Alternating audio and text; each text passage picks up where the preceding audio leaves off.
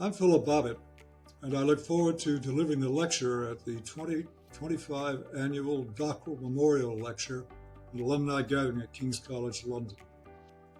As a former fellow of the War Studies Department, I'm especially pleased to do so in honor of Mike and Saki Dock. My talk, The Bow of Odysseus, will examine the argument grounded in historical ideas of American exceptionalism that only the United States can lead alliances that will preserve the liberal democracies in the age of informational market states that is rapidly replacing the constitutional order of the industrial nation state.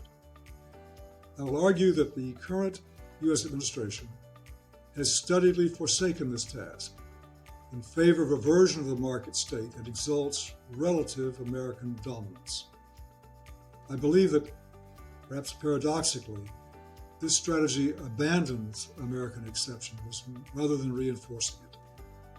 And I will argue that in the absence of U.S. leadership, it will be very difficult to maintain international cooperation for collective goods, like environmental protection, or the sanctity of borders, or anti-proliferation regimes, or AI regulation. Only Odysseus can draw his bow.